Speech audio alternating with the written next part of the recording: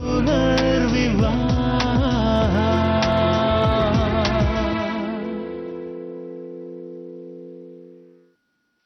Out.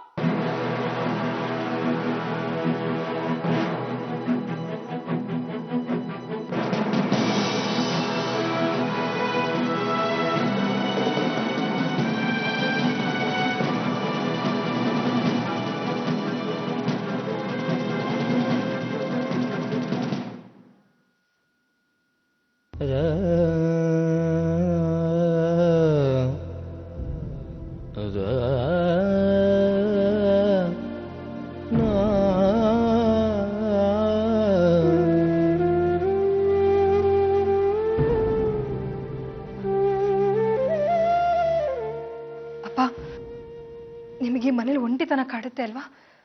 ಒಂದು ಕೆಲಸ ಮಾಡಿ, ನೀವಿಬ್ರು ನನ್ನ ಜೊತೆ ಬಂದ್ಬಿಡಿ, ನಾನು ನಿಮ್ಮನ್ನ ನೋಡ್ಕೋತೀನಿ. ಈ ಮಗಳು ಇನ್ನೂ ಬದುಕಿದ್ದಾಳೆ ಅಪ್ಪ. ಸೂರ್ಯ ಅವ್ರ ಹತ್ರ, ಮಾವನ ಹತ್ರ ನಾನು ಮಾತಾಡ್ತೀನಿ. ಅವ್ರಿಗೆ ಯಾವ ಅಭ್ಯಂತರನೂ ಇಲ್ಲ. ನಿಮ್ಮನ್ನ ಖುಷಿ ಖುಷಿಯಿಂದ ಬರ ಮಾಡ್ಕೋತಾರೆ. ಬನ್ನಿಮ್ಮ, ಹೋಗೋಣ. ಎಲ್ಲ ಮಾಡ್ತೀನಿ ಅಂತ ಹೇಳ್ತಾ ಇದೆಯಲ್ಲ, ನಮ್ಗೆ ಅಷ್ಟೇ ಸಾಕು. ನಿನ್ನಂತ ಮಗಳನ್ನ ಪಡೆಯೋಕೆ ನಾವು ತುಂಬಾ ಪುಣ್ಯ ಮಾಡಿದ್ವಿ. ನೋಡ್ಬಿಟ್ಟ, ಮಕ್ಕಳ ಅತ್ತೆ ಮನೇಲಿ ಬಂದಿ. ಅಮ್ಮ, ಇದೆಲ್ಲ ಹಳೆ ಕಾಲದ ಮಾತಾಯ್ತು. ಶೋಭಾ ಹೇಳ್ತಿರೋದು ಸರಿಯಾಗಿದೆ. ಅದೇಪ್ಪ, ಶಶಾಂಕಿ ಮನೆಗೆ ಮತ್ತೆ ವಾಪಸ್ ಬಂದ್ರೆ? ಶಶಾಂಕನ ಈ ಮನೆಗೆ ವಾಪಸ್ ಬರೋಕ್ಕೆ ನಾನು ಬಿಡೋಲ್ಲ. ಈ ಮನೆ ಏನು ಆದಿತ್ಯನ ಮೇಲೆ ಒಂದು ನೆರಳು ಬೀಳದೆ ಇರೋ ಹಾಗೆ ನಾನು ನೋಡ್ಕೋತೀನಿ. ಈ ಅಪ್ಪನ ಮೇಲೆ ನಂಬಿಕೆ ಇರಲಿ. ಇದೆಪ್ಪ, ಖಂಡಿತ ಇದೆ. ನಿಮ್ಮಿಬ್ರ ಮೇಲೆ ಸಂಪೂರ್ಣ ನಂಬಿಕೆ ಇದೆ ನನಗೆ. ಮಕ್ಕಳು ನಮ್ಮ ಮನೆಯಲ್ಲೇ ಇರಲಿ, ಕೇಸೆಲ್ಲ ಮುಗಿಲಿ, ಅಲ್ಲಿವರೆಗೂ ಮಕ್ಕಳನ್ನ ನಾವೇ ನೋಡ್ಕೋತೀವಿ. ನೀನೇನು ಯೋಚನೆ ಮಾಡಬೇಡ.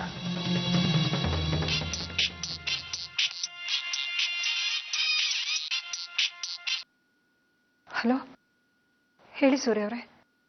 ಆರ್ತಿಯವರೇ, ರಾಕಿ ಜಾಮೀನ್ ಸಿಕ್ಕಾಗಿದೆ. ಏನು? ರಾಕಿಗೆ ಜಾಮೀನ್ ಸಿಕ್ಕಿದ್ಯಾ? ಅವಳಿಗೆ ಎಲ್ಲಿದ್ದಾಳೆ? ಮನೇಲೇ ಇದ್ದಾರೆ, ಆದ್ರೆ ಸ್ವಲ್ಪ ಹೆದರಿದ್ದಾರೆ. ನಾವೆಲ್ಲರೂ ಮನೇಲೇ ಇದ್ದೀವಿ. ನೀವು ಮನೆಗೆ ಬೇಗ ಬನ್ನಿ. ಸರಿ, ನಾನು ಈಗಲೇ ಬರ್ತೀನಿ. ಆರ್ತಿಯವರೇ, ತುಂಬಾ ಥ್ಯಾಂಕ್ಸ್. ನಿಮ್ಮಿಂದನೇ ಇಷ್ಟೆಲ್ಲ ಒಳ್ಳೇದಾಗಿತ್ತು. ನೀವೇ ತಿಳಿಸಿ ಹೇಳಿದ್ರಿ, ಅದರಿಂದನೇ ಅವ್ರ ಮನೆಗೆ ವಾಪಸ್ ಬಂದ್ರು. ಅಪ್ಪನ್ನು ನೀವೇ ಒಪ್ಸಿದ್ರಿ. ಆರ್ತಿಯವರೇ, ನೀವ್ ಈ ಮನೇಲಿದ್ರೆ ಯಾರಿಗೂ ಯಾವ ತೊಂದರೆನೂ ಆಗೋದಿಲ್ಲ. ನಮ್ಮ ಮನೆ ಯಾವತ್ತೂ ಒಡೆಯೋದಿಲ್ಲ ಅಂತ ನಾನು ಗರ್ವದಿಂದ ಹೇಳ್ಕೊತೀನಿ. ಆರ್ತಿಯವರೇ, ನೀವ್ ಹೀಗೆ ನನ್ನ ಜೊತೆಗಿರಿ. ನೀವಿಲ್ದೆ ನಾನು ಪರಿಪೂರ್ಣತೆನೆ ಪಡೆಯೋದಿಲ್ಲ. ಬೇಗ ಬನ್ನಿ. ಬಾಯ್.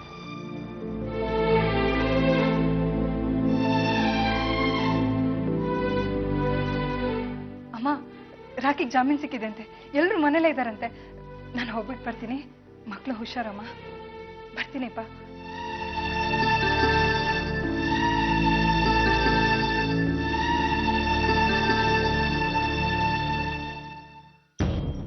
ಈಗ ಹಳೆದ್ರ ಬಗ್ಗೆ ಯೋಚನೆ ಮಾಡೋ ಅವಶ್ಯಕತೆ ಇಲ್ಲ. ನೀನು ನಿನ್ನ ಕುಟುಂಬದವ್ರ ಜೊತೆ ಇದೆಯಾ, ಆರಾಮಾಗಿರೋ ರಾಕಿ, ಹೆದರ್ಕೋಬೇಡ. ನೋಡು, ಖುಷಿ ಕೊಡೋಂಥ ವಿಚಾರಗಳು ಮಾತ್ರ ಮನ್ಸಲ್ಲಿ ಇಟ್ಕೋ. ನಿನ್ನ ಮನ್ಸಿಗೆ ದುಃಖ ಕೊಡೋ, ಬೇಜಾರು ಮಾಡಿಸೋ ವಿಚಾರಗಳಿಗೆಲ್ಲ ನೋ ಎಂಟ್ರಿ ಬೋರ್ಡ್ ಹಾಕೊಂಡ್ಬಿಡು. Very simple. ರಾಕಿ, ರವಿ ಅಣ್ಣ ಕಣೆ ನಮ್ಮ ಕೇಸ್ ತೊಗೊಂಡಿರೋದು. ಹಾಗೆ ಸೂರ್ಯ ಅಣ್ಣನೂ ಜೊತೆಲಿರ್ತಾನೆ. Why do you worry? ಆರಾಮಾಗಿರು. ನೋಡ್ತೀನಿ ಸ್ವಲ್ಪ ದಿವಸದಲ್ಲಿ ಹೇಗೆಲ್ಲ ಸೆಟೆಟ್ ಆಗತ್ತೆ ಅಂತ. ಇನ್ಸ್ಪೆಕ್ಟರ್ ಹೇಳೋದ್ರಲ್ಲೂ ಸತ್ಯದೇ ಸೂರ್ಯ. ಯಾರೋ ರಾಕೇಶ್ ವಿರುದ್ಧ ದೊಡ್ಡ ಪಿತೂರಿಯನ್ನು ನಡೆಸಿದ್ದಾರೆ. ಈ ಕೇಸ್ನ ಬಲಪಡಿಸೋಕೆ ನಮಗೆ ಸಾಕಷ್ಟು ಡೀಟೇಲ್ಸ್ ಬೇಕು. ಕರೆಕ್ಟ್ ಅಣ್ಣ. ನಾವು ಒಂದ್ಸತಿ ರಾಕಿ ಹತ್ರ ಮಾತಾಡಬೇಕು. ಅವಳು ಯಾವ್ದಾದ್ರೂ ವಿಷಯನ ಹೇಳೋದನ್ನ ಮರ್ತಿರ್ಬೋದು. ಬಾ.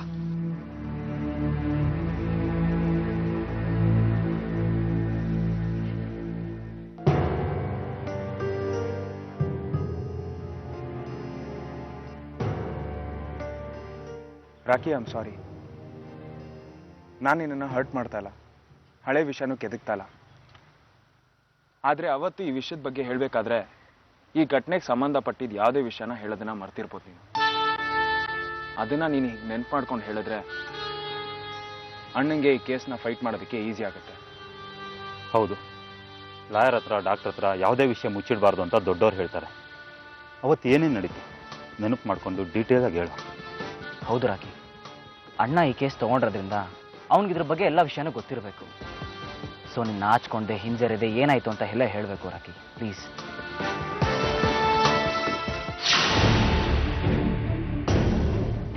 ಅವತ್ತು ರಾತ್ರಿ ನಮ್ಮಿಬ್ರು ಮಧ್ಯೆ ನಡೆದದನ್ನ ನಾನು ನನ್ನ ಮೊಬೈಲ್ನಲ್ಲಿ ವಿಡಿಯೋ ಮಾಡಿದ್ದೆ. ನೀನು ಹ್ಞೂ ಅಂದ್ರೆ ನಿಮ್ಮ ಮನೆಯವರಿಗೆಲ್ಲ SMS ಮಾಡ್ತೀನಿ. ಅವತ್ತೇನಾಯ್ತು ಅಂತ ನಿಮ್ಗೆಲ್ಲ ಹೇಳಿದ್ದೀನಿ. ರಾಕಿ, ಆಯುಷ, ಈ ಕೇಸಿಗೆ ಹೆಲ್ಪ್ ಆಗುವಂಥದ್ದು ಯಾವ ವಿಷಯನೂ ನನಗೆ ಹೇಳೋದನ್ನ ಮರ್ತಿಲ್ಲ ತಾನೆ? ಅಂಥದ್ದೇನಿಲ್ಲ, ಎಲ್ಲ ವಿಷಯ ಹೇಳಿದ್ದೀನಿ. ನಾನು ಸ್ವಲ್ಪ ತಲೆ ನೋವ್ತಿದೆ, ರೆಸ್ಟ್ ತಗೋತೀನಿ.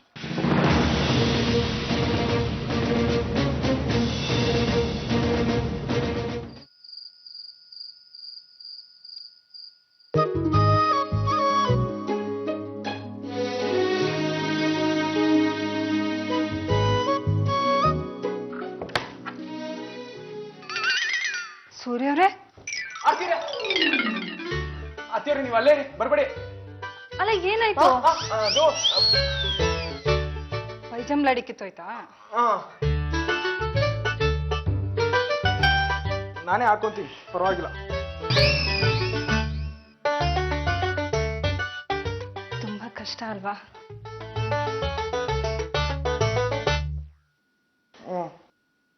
ಕೈಯಿಂದ ಜಾರ್ತಿದೆ, ಇಲ್ಲಾಂದ್ರೆ ತುಂಬಾ ಸುಲಭನೇ. ಕೊಡಿ, ನಾನು ಹಾಕೊಂಡು. ಅತ್ತಿಯವ್ರೆ ನೀವು ಅಲ್ಲೇ ಇರಿ, ಪರವಾಗಿಲ್ಲ, ಬರ್ಬೇಡಿ, ಹತ್ರ ಬರ್ಬೇಡಿ. ಅಯ್ಯೋ, ಮಕ್ಳ ತರ ಯಾಕೆ ಹಠ ಮಾಡ್ತೀರಾ? ಕೊಡಿ, ನಾನು ಅತ್ತಿಯವ್ರೆ ನೀವು ಅಲ್ಲೇ ಇರಿ, ಬರ್ಬೇಡಿ, ನಾನೇ ಹಾಕೊಂತೀನಿ, ನೀವೇನ್ ಹೆಲ್ಪ್ ಬೇಕಾಗಿಲ್ಲ.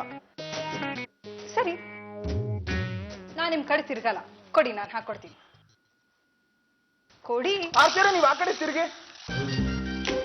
ಆಯ್ತು, ತಿರುಗಿದೆ. ನನ್ ಕಡೆ ತಿರ್ಗಲ್ಲ ಅಲ್ಲ?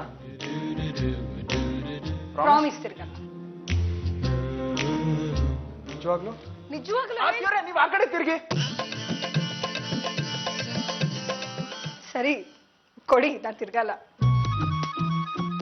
ನೋಡಿ, ನೀವು ಹೀಗೆ ಯೋಚನೆ ಮಾಡ್ತಿದ್ರೆ ಬೆಳಿಗ್ಗೆ ತನಕ ಹೀಗೆ ಕೂತಿರ್ಬೇಕಾಗತ್ತೆ. ಕೊಡಿ, ನಾನು ಹಾಕೊಡ್ತೀನಿ. ಆದ್ರೆ ನಾನಂತೂ ರೂಮಿಂದ ಹೊರಗೋಗಲ್ಲ. ಕೊಡಿ, ಕೊಡಿ.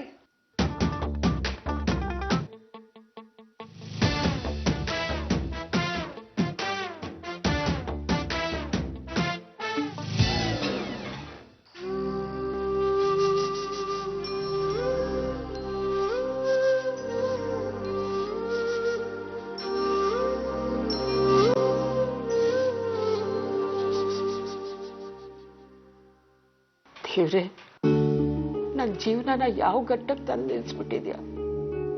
ಒಂದ್ ಕಡೆ ಆರ್ತಿ, ಅವಳು ಸೊಸೆ ಆಗಿದ್ರು ನನ್ನ ಮಗಳು ಅಂತ ಒಪ್ಕೊಂಡಿದ್ದೀನಿ. ಮತ್ತೊಂದ್ ಕಡೆ ಸಾವಿನ ದವಡೆಯಲ್ಲಿ ಸಿಕ್ಕಾಕೊಂಡಿರೋ ನನ್ನ ಮಗ ಶಶಾಂಕ್. ಅವನನ್ನ ಉಳಿಸ್ಕೊಳ್ಳೋಕೆ ಇರೋದು ಒಂದೇ ಒಂದು ದಾರಿ, ಅದು ಆದಿತ್ಯ. ನಾನು ಆರ್ತಿಗೆ ಮೋಸ ಮಾಡೋಕ್ಕೂ ಆಗಲ್ಲ, ಶಶಾಂಕ್ ಪ್ರತಿ ಕ್ಷಣ ಸಾವಿಗೆ ಹತ್ತಿರ ಆಗ್ತಿರೋದನ್ನ ನೋಡೋಕ್ಕೂ ಆಗಲ್ಲ. ಈಗ ನಾನು ಏನ್ ಮಾಡ್ಲಿ ದೇವ್ರೆ? ಇದೆಂತ ಗೊಂದಲದಲ್ಲಿ ಸಿಕ್ಸಾಕ್ಬಿಟ್ಟಿದ್ಯಾ.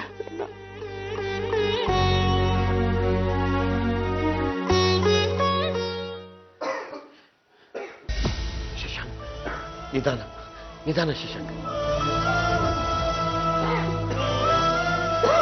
ಶಶಾಂಕ್, ಏನಾಯ್ತಪ್ಪ? ಶೋಭಾ, ಒಂದು ನಿಮಿಷ.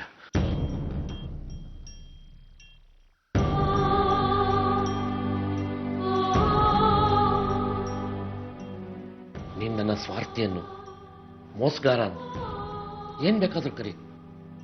ಆದ್ರೆ ಶಶಾಂಕ್ ಈ ಥರ ಒದ್ದಾಡೋದನ್ನ ನನಗೆ ನೋಡೋಕ್ಕಾಗಲ್ಲ. ನನ್ನ ಕೈ ಮುಗಿದು ಕೇಳ್ಕೊತೀನಿ, ಆದಿತ್ಯನ ಹಾಸ್ಪಿಟ್ಲ್ ಕರ್ಕೊಂಡು ಹೋಗ್ಬಿಡು. ಒಂದು ಸುಳ್ಳು ಶಶಾಂಕನ ಜೀವ ಉಳಿಸುತ್ತೆ ಅಂದ್ರೆ ಆ ಪಾಪ ಮಾಡೋಕ್ಕೆ ನಾನು ತಯಾರಾಗಿದ್ದೀನಿ. ನೀನು ನನ್ನನ್ನು ತಡಿಬೇಡ. ಆದಿತ್ಯನ ಬೋನ್ ಮ್ಯಾರೋ ಶಶಾಂಕನ ಜೀವ ಉಳಿಸುತ್ತೆ ಅಂತ ನಿನಗೂ ಗೊತ್ತು ಶೋಭಾ.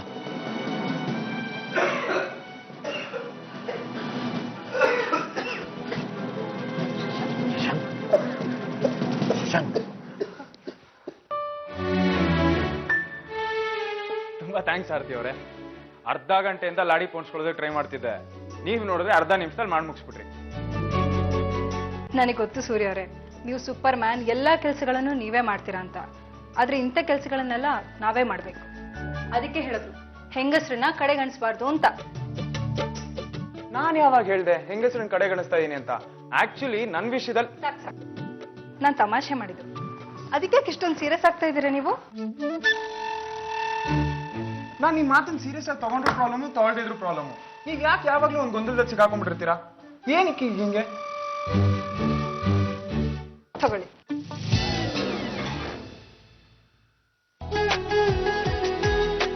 ಇದ್ಯಾಕೆ? ಮುಂದಿನ ಸಾರಿ ನಾನಂತೂ ನಿಮ್ ಲಾಡಿ ಪ್ರಾಬ್ಲಮ್ ಸಾಲ್ವ್ ಮಾಡಲ್ಲ, ನಿಮಗೂ ಸಾಲ್ವ್ ಮಾಡ್ಕೊಳಕ್ ಬರಲ್ಲ. ಅದಕ್ಕೆ ಈ ದಿಮ್ಮನ್ನ ಇಟ್ಕೊಂಡು ಮನೆ ಪೂರ್ತಿ ಸುತ್ತಾಡಿ. ಅಂದ್ರೆ ಸ್ವಲ್ಪ ಹೊತ್ತಿಗೆ ಮುಂಚೆ ಇದ್ರಲ್ಲ ಹಾಗೆ. ಅಯ್ಯೋ, ಸಮಾಧಾನ ಮಾಡ್ಕೊಳ್ಳಿ. ನಿಜ ಹೇಳಬೇಕು ಅಂದರೆ ಈ ಮನೆಯಲ್ಲಿ ಯಾವ ಕೆಲಸನೂ ನೀವಿಲ್ಲದೆ ನಾನು ಮಾಡೋದಕ್ಕಾಗಲ್ಲ. ಅದು ಮಕ್ಳ ಕೆಲಸ. ಅಯ್ಯೋ, ಮಕ್ಳ ಕೆಲಸ ಅಂದಾಗ ನೆನಪಾಯ್ತು, ನಿಮ್ಮನ್ನು ಕೇಳದೆ ನನ್ನ ಮಕ್ಕಳನ್ನ ಅಮ್ಮನ ಮನೆ ಕಳಿಸ್ಕೊಟ್ಟೆ.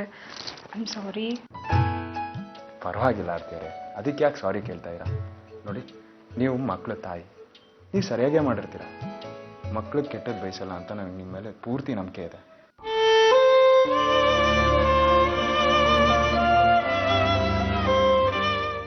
ನನಗೆ ಗೊತ್ತು ಸೂರ್ಯ ಅವರೇ, ನನಗೆ ಭಯ ಆಗ್ತಿರೋದು ಅದಕ್ಕೆ. ನಾನು ಯಾವುದೇ ಕಾರಣಕ್ಕೂ ನಿಮ್ಮ ವಿಶ್ವಾಸನ ಕಳ್ಕೊಳ್ಳೋಕ್ಕೆ ತಯಾರಿಲ್ಲ. ಆದ್ರೆ ನನಗೆ ನಿಮ್ಮ ಮೇಲೆ ಒಂದು ವಿಷಯಕ್ಕೆ ಸಿಟ್ಟಿದೆ. ಯಾವ ವಿಷಯಕ್ಕೆ? ನೀವು ನಮ್ಮ ಬರೋ ಅತಿಥಿ ಜೊತೆ ಮಾತಾಡ್ಸ್ಲೇ ಇಲ್ಲ.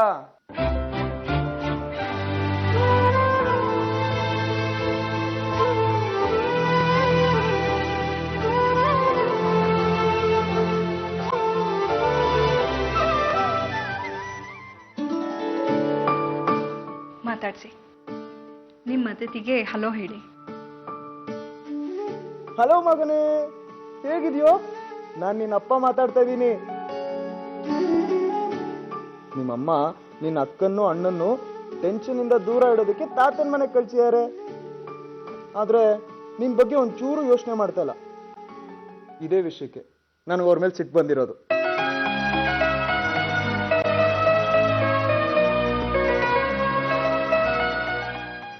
ಮಗನೇ, ನಿಮ್ಮ ಅಮ್ಮನ ಮೇಲೆ ಏನಾದರೂ ದೂರಿದ್ರೆ ಹೇಳು, ಅವ್ರನ್ನ ತರಾಟೆಗೆ ತಗೋತೀನಿ. ಆದರೆ ಪ್ರೀತಿಯಿಂದ. ಯಾಕಂದರೆ ನಿನಗೂ ಬೇಸರ ಆಗಬಾರ್ದು, ಅವ್ರಿಗೂ ಬೇಸರ ಆಗಬಾರ್ದಲ್ವಾ? ಹೇಳು, ಏನಾದರೂ ದೂರಿದ್ಯಾ? ಏನು ದೂರಿಲ್ವಾ? ಮಗನೇ, ನಿಮ್ಮಮ್ಮ ತುಂಬ ಒಳ್ಳೆಯವರು. ಅವ್ರು ಈ ಮನೆ ಬಗ್ಗೆ, ಮನೆಯವ್ರ ಬಗ್ಗೆ ತುಂಬ ಕಾಳಜಿ ತಗೋತಾರೆ. ಈ ಮನೆಗೆ ಏನಾದರೂ ಸಮಸ್ಯೆ ಬಂದರೆ ಸಲೀಸಾಗಿ ಪಾರು ಮಾಡ್ತಾರೆ.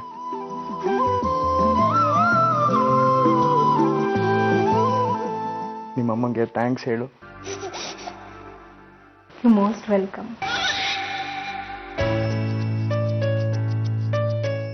ಇವನು ನಿಮಗೆ ಥ್ಯಾಂಕ್ಸ್ ಹೇಳಬೇಕು ಅಂತಿದ್ದಾನೆ.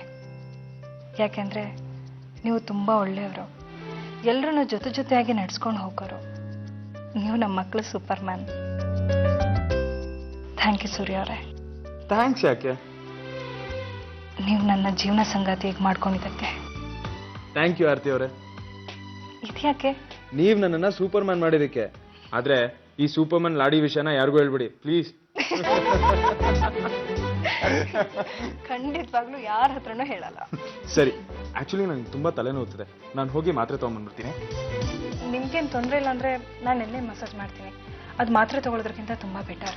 ಬೇಡ ಆರ್ತಿಯವರೇ, ಸುಮ್ಮನೆ ನಿಮ್ಗೆ ಯಾಕೆ ತೊಂದರೆ? ಏನು ತೊಂದ್ರೆನಾ? ಹೌಸ್ ವೈಫ್ ವಿಷಯನ ಮರ್ತು ಬಿಟ್ರಾ? ಅಯ್ಯೋ, ಇಲ್ಲ ಇಲ್ಲ ಇಲ್ಲ ಇಲ್ಲ, ನೀವೇ ಮಸಾಜ್ ಮಾಡಿ.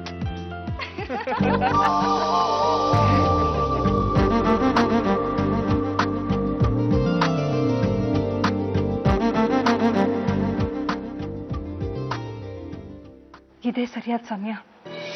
ಇನ್ ತಡ ಆಗೋ ಮೊದಲು ಸೂರ್ಯ ಅವರಿಗೆಲ್ಲ ವಿಷಯನೂ ಹೇಳ್ಬಿಡ್ಬೇಕು.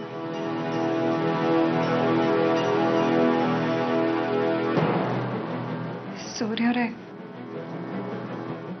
ನಾನು ನಿಮ್ಮ ಹತ್ರ ಒಂದು ಮುಖ್ಯವಾದ ವಿಷಯ ಹೇಳಬೇಕಿತ್ತು. ಹೇಳಿ.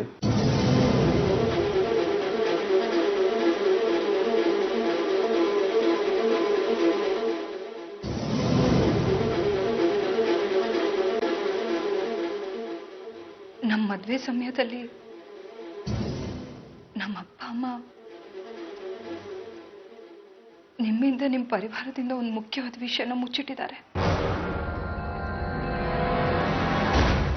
ನಾನು ಹೇಳ್ತೀನಿ ಅಂದ್ರು ಆಣೆ ಹಾಕಿ ನನ್ನ ಬಾಯಿ ಮುಚ್ಚಿಸ್ಬಿಟ್ರು.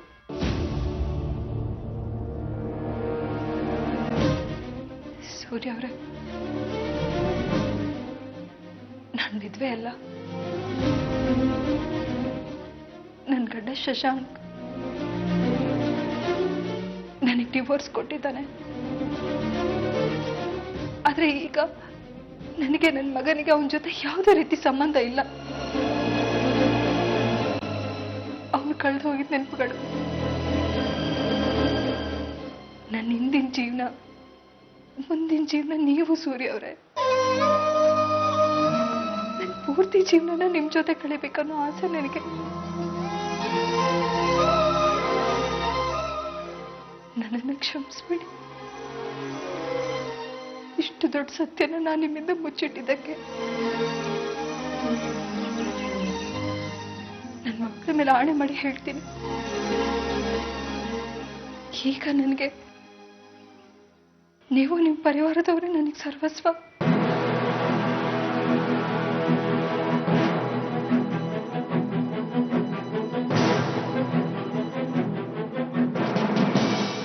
ಸೂರ್ಯವ್ರೆ, ಯಾಕೆ ಮಾತಾಡ್ತಾ ಇಲ್ಲ?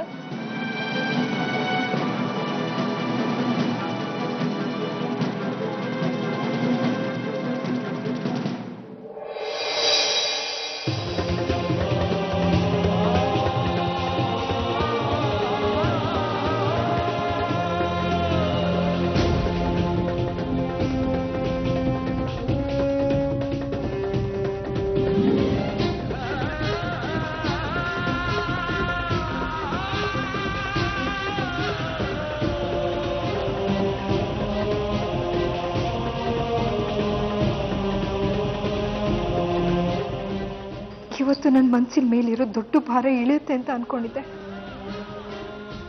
ಆದ್ರೆ ನನ್ನ ಜೀವನದ ಈ ಸತ್ಯ ಹೇಳೋದು ಆ ದೇವ್ರಿಗೆ ಕೂಡ ಇಷ್ಟ ಇಲ್ಲ ಅಂತ ಅನ್ಸುತ್ತೆ. ಆದ್ರೆ ನಾನು ನಿಮಗೆ ಈ ವಿಷಯ ಹೇಳೋವರೆಗೂ ನನ್ನ ಮನಸ್ಸಿಗೆ ಶಾಂತಿನೇ ಇರೋದಿಲ್ಲ. ಅಲ್ಲಿವರೆಗೂ ಯಾತಂಕ ನನ್ನನ್ನು ಇದೇ ರೀತಿ ಕಾಡ್ತಾನೆ ಇರುತ್ತೆ. ನಾಳೆ ಸಂಕಷ್ಟ ಗಣಪತಿ ವ್ರತ ಇದೆ. ನಾಳೆ ಹೇಗಾದ್ರೂ ಮಾಡಿ ಸೂರ್ಯ ಅವರಿಗೆಲ್ಲ ವಿಷಯನೂ ಹೇಳ್ಬಿಡ್ತೀನಿ. ಶಶಾಂಕ್ ಬಗ್ಗೆ ಎಲ್ಲದೂ ಹೇಳ್ಬಿಡ್ತೀನಿ.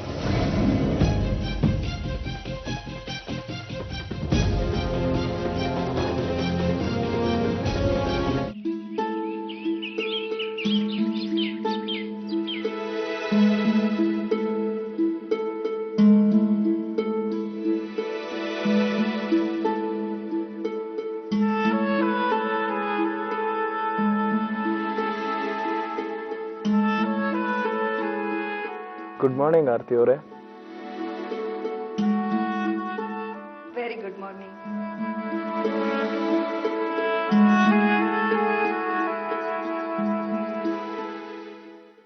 ಆರತಿ ಅವರೇ, ಇವತ್ತಿನ ವಾತಾವರಣ ಯಾಕೋ ತುಂಬಾ ಸುಂದರವಾಗಿದೆ ಅಂತ ಅನ್ನಿಸ್ತಿಲ್ವಾ?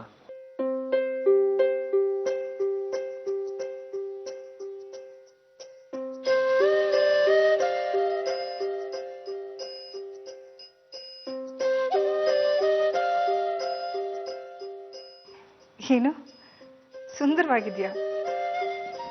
ದಿನ ಇರೋ ಹಾಗೆ ಇದೆ. ನಿಮ್ಗೆ ಯಾಕೆ ಕಾಣಿಸ್ತಾ ಇದೆ? ನನ್ನ ದೃಷ್ಟಿಯಿಂದ ನೋಡಿ, ನಿಮಗೂ ಸುಂದರವಾಗಿ ಕಾಣಿಸುತ್ತೆ.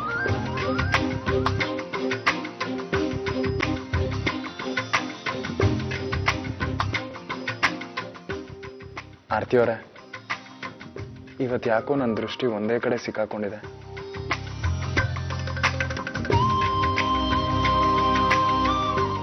ಗೊತ್ತಾಯ್ತು ಬಿಡಿ ನೀವೇನು ಹೇಳ್ತಾ ಇದ್ದೀರಾ ಅಂತ. ಹಾಗಿದ್ರೆ ಈ ಸುಂದರವಾದ ವಾತಾವರಣದ ರಹಸ್ಯ ನೀವೇ ಏನು ಅಂತ ಹೇಳ್ಬಿಡಿ. ಇದೆಲ್ಲ ಸಾಕು, ಬೇಗ ಎದ್ದೇಳಿ. ನಾಳೆ ಸಂಕಷ್ಟಿ ಗಣಪತಿ ವ್ರತ ಇದೆ, ನನಗೆ ತುಂಬಾ ಕೆಲಸ ಬಾಕಿ ಇದೆ. ಆರತಿ ಅವರೇ, ನೀವು ಸಂಕಷ್ಟಿ ಗಣಪತಿ ವ್ರತ ಮಾಡಬೇಕು ಅಂತ ಯೋಚನೆ ಮಾಡ್ತಿಲ್ಲ ಅಲ್ವಾ?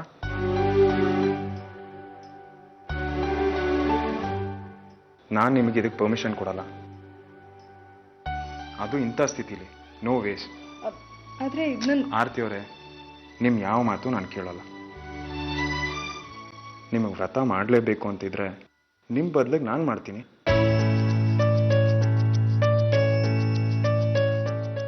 ಆದ್ರೆ ಆರತಿ ಅವರೇ, ವ್ರತ ನೀವು ಮಾಡಿದ್ರೇನು ನಾನು ಮಾಡಿದ್ರೇನು ನಾವಿಬ್ರು ಒಂದೇ ಅಲ್ವಾ? ನಾವೇನು ಬೇರೆ ಅಲ್ವಲ್ಲ? ಹಠ ಮಾಡಬೇಡಿ. ನೋಡಿ, ನೀವು ನಿಮ್ಮ ಬಗ್ಗೆ, ಹುಟ್ಟೋ ಮಗು ಬಗ್ಗೆ ಕಾಳಜಿ ತಗೊಳ್ಳಿ. ಈ ವ್ರತ ನಾನೇ ಮಾಡೋದು ಸರಿ. ನಾನು ಫ್ರೆಶ್ ಆಗಿ ಬರ್ತೀನಿ.